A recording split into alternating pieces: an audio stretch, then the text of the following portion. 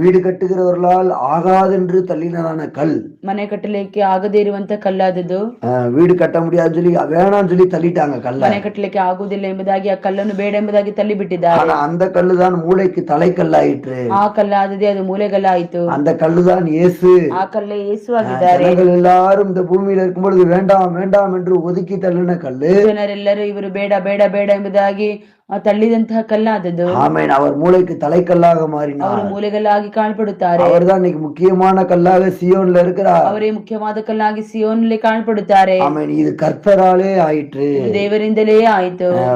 Mark 12வது அதிகாரத்துல படிக்கிறோம் பாருங்க. ಮಾರ್ಕ 12ನೇ ಅಧ್ಯಾಯದಲ್ಲಿ ಓದುತ್ತೇವೆ. வீடு கட்டுகிறவர்கள் ஆகாதென்று தள்ளின கல்லே மூளைக்கு தலைக்கல்லாயிற்று. ಮನೆ ಕಟ್ಟುವವರು ಬೇಡ ಎಂಬುದಾಗಿ ತಳ್ಳಿದಂತ ಕಲ್ಲಾದದೇ ಮೂಲೆಗಲ್ಲಾಯಿತು. ஆமென். யாரால ஆயிடுச்சு?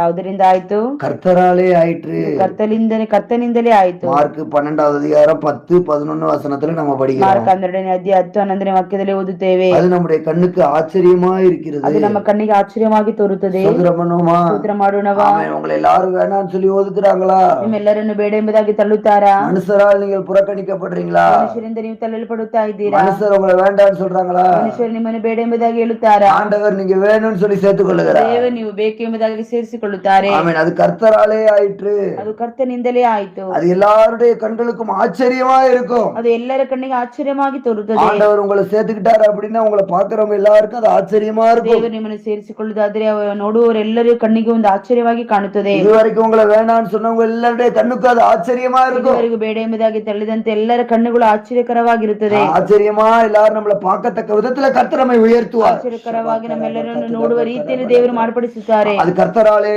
ஆகும். ಅದು ಕರ್ತನಿಂದಲೇ ಆಗುತ್ತದೆ. விசுவாசிக்கிறீங்களா? ನಂಬುತ್ತೀರಾ? ஆமா. எத்தனை பேர் முன்னால தலை குனிஞ்சீங்களோ, ಎಷ್ಟು ಜನರ ಮುಂದೆ ನೀವು ತಲೆಯನ್ನು ಬಗ್ಗಿಸಿದ್ದೀರೋ, எத்தனை பேர் முன்னால நீங்க வெட்கப்பட்டீங்களோ, ಎಷ್ಟು ಜನರ ಮುಂದೆ ನೀವು ನಾಚಿಕೆ ಪಟ್ಟಿದ್ದೀರೋ, எத்தனை பேர் உங்களை ரொம்ப கேவலமா பேசினாங்களோ, ನಿಮ್ಮನ್ನು ಕೇವಲವಾಗಿ ಮಾತನಾಡಿದ್ದಾರೋ, அத்தனை பேருக்கு முன்னாலே ஆண்டவர் உங்களை உயர்த்த வல்லவர். ಜನರ ಮುಂದೆ ದೇವರು ನಿಮ್ಮನ್ನು ಹೆಚ್ಚಿಸಲು ಶಕ್ತನಾಗಿದ್ದಾರೆ. அத்தனை பேர் முன்னாலேயும் உங்களை தலை நிமிர்ந்து நடக்க செய்யறதுக்கு தேவனால ஆகும். ಜನರ ಮುಂದೆ ನೀವು ತಲೆ ಎತ್ತಿ ನಡೆಯುವಂತೆ ಮಾಡಲಿಕ್ಕೆ ದೇವರಿಂದ ಸಾಧ್ಯ. அத்தனை பேருடைய கண்கள் ஆச்சரியமா உங்களை பார்க்க வைக்க தேவனால ஆகும். ಜನರ ಕಣ್ಣುಗಳು ಆಶ್ಚರ್ಯವಾಗಿ ನೋಡುವ ರೀತಿಯಲ್ಲಿ ಇದು ದೇವರಿಂದ ಮಾಡಲಿಕ್ಕೆ ಸಾಧ್ಯ. சோத்திரம் பண்ணுவோமா?